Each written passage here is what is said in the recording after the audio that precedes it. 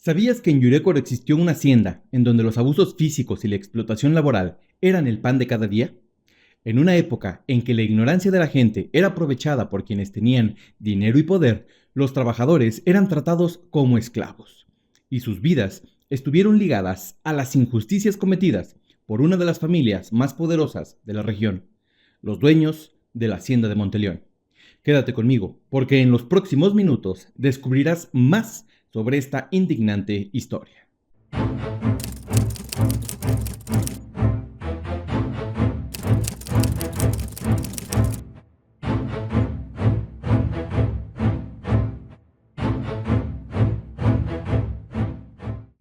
Todo inicia en pleno porfiriato. Bajo el lema Orden y Progreso, el general Porfirio Díaz había logrado pacificar al país. México atravesaba una profunda modernización, pero a la vez seguía existiendo una enorme desigualdad. Aunque el crecimiento económico permitió el surgimiento de la clase media, las élites acumularon cada vez más riqueza, lo que les permitió cometer todo tipo de abusos, principalmente en sus propiedades rurales. La dueña de la hacienda de Monteleón se llamaba María Josefa de Jesús Martínez Negrete Alba, quien adquirió la propiedad en el año de 1897.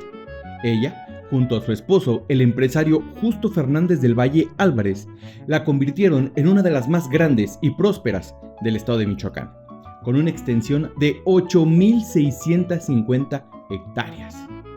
De acuerdo con el plano elaborado por el ingeniero José Guillén, los terrenos de la hacienda de Monteleón abarcaban desde donde actualmente se encuentran las colonias Colosio, 1 de marzo y 1 de mayo, y se extendían hasta el municipio de Cuandureo.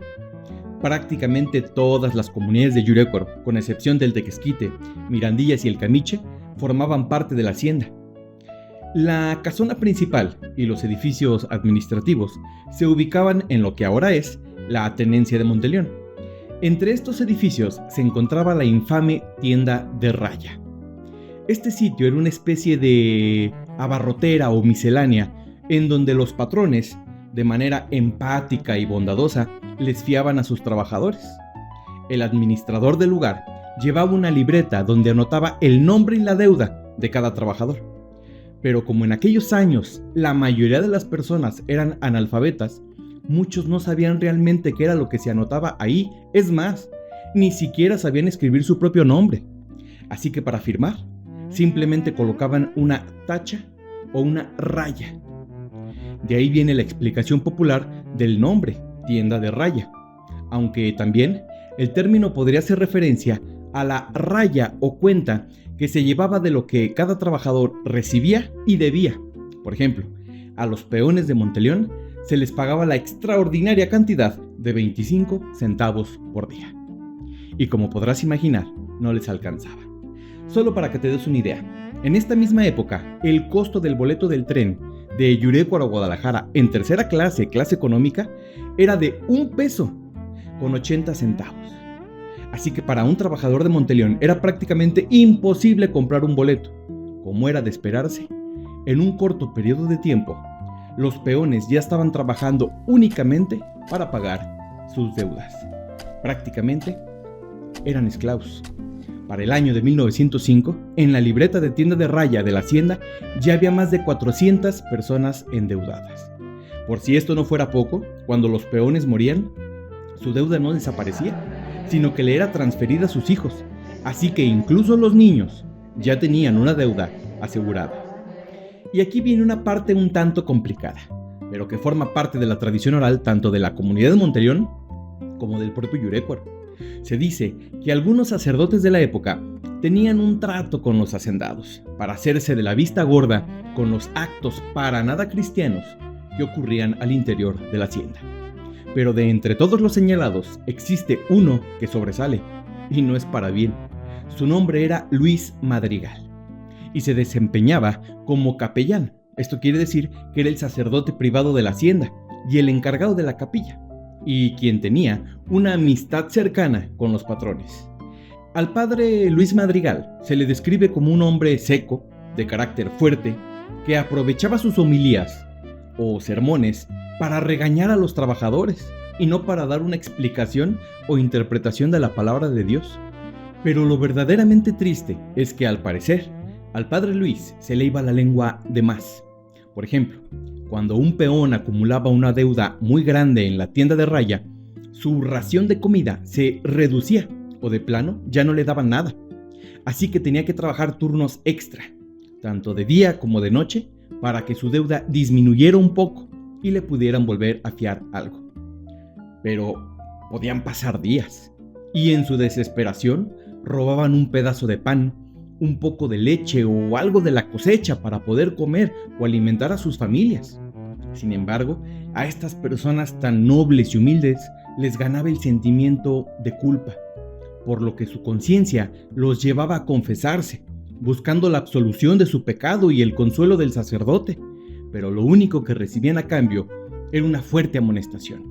Además, curiosamente, a los pocos días, el peón era castigado por su delito. Las consecuencias podían ir desde azotes hasta algo peor. El 20 de noviembre de 1910, los gritos de justicia social resonaron por todo el territorio nacional. Había estallado la Revolución Mexicana. Pero como dice el dicho, ni la revolución les hizo justicia a estas pobres almas. Por ejemplo, el 24 de diciembre de 1923, el presidente Álvaro Obregón ordenó la expropiación de 3.633 hectáreas de dicha propiedad, pero no las repartieron entre los trabajadores de la hacienda, sino entre ciudadanos de Yurécuaro y Tanuato, por lo que a las familias de Monteleón no les tocó ni un puño de tierra. Ya habían pasado 22 años desde el inicio de la revolución y en Monteleón todo seguía prácticamente igual. Así que cansados de los abusos por parte de la familia Fernández Martínez, los peones decidieron hacer justicia por su propia mano. El 18 de septiembre de 1932 se amotinaron, crearon su propia revolución y expulsaron para siempre a los hacendados y sus colaboradores. El resentimiento y el odio, acumulados a lo largo de casi 4 décadas, hicieron que las personas destruyeran por completo la propiedad, convirtiéndola en poco más que un montón de escombros y ruinas. ¿Y tú, conocías esta historia? Si el video te gustó, compártelo y dale like. Con esto me ayudas a que cada día más yurecuarenses conozcan su historia. Mi nombre es Jorge Humberto Hernández Pérez y nos vemos en el próximo video.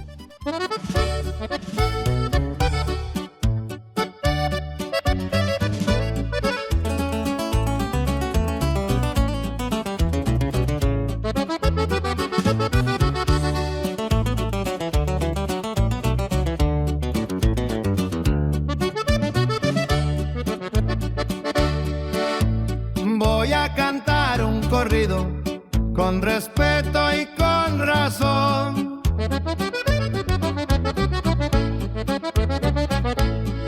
De un pueblo que ya estaba harto de sufrir la explotación.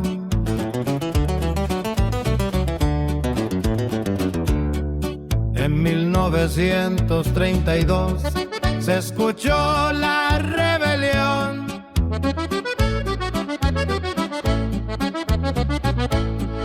El pueblo se levantaba contra el viejo hacendón.